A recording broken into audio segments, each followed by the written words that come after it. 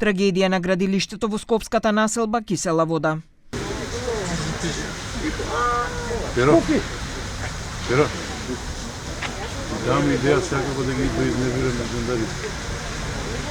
За време на ископ на темели на зграда на улицата Козјак, како резултат на лизгање на земјиштето, еден работник го загуби животот, а уште 3 други беа повредени. Жител на зграда кој живее во близина раскажува како едно лице покриено под земјата побарало помош.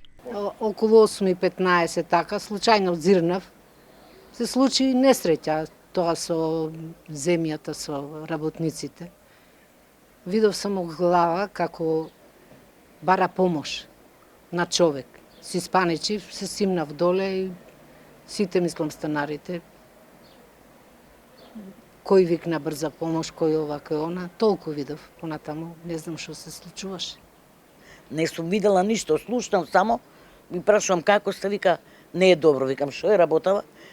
Случајно свртев главата навака, види, вика, човек погина, вика, ондека, и уште 2-3 тројца колку затрупани или. Поима немам да ви кажам. Не знам точно. Јас сум израснат овдека и многу го знам какво е местото. Како? Несигурно. Песок е, снимете песок е доле. Не е само да се даде дозвола. Дали бевте присутни и покажувате? Не, јас сега дојдов и се потресав. Се потресав затоа што ова не е прв пат.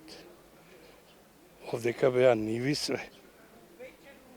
А дозволија од бараките, не знам што све да се прави. А не е само тука, парковите ги затворија. А отидете нагори да видите каде и како живеат од кружниот ток према Припор.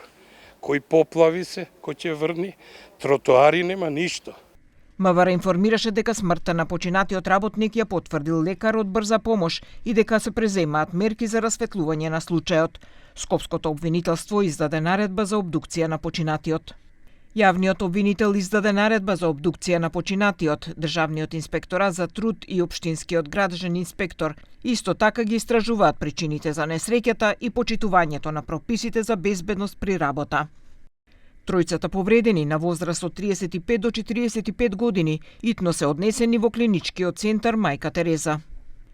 Двајца од нив имаат полесни телесни повреди и контузии, а се вршат дијагностички процедури. Едниот веднаш е лекуван од повреди на лактот, додека третиот пациент има скршеници на двете подколеници и бут. Нивната здравствена состојба се следи и медицинскиот третман продолжува. Се очекува истрагата да ги открие точните околности на несреќата. Знакот поставен во близина на градилиштето означува дека инвеститор на зградата која е планирана да има 6 ката е НАР ДООЛ, додека изведувач е компанијата Јакимовски ДООЛ, проектант е Сара 4 ДОО Скопје. Дозволата за градба е издадена на 4.3.2026 година, додека конечното одобрение е на 9.3.2026 година.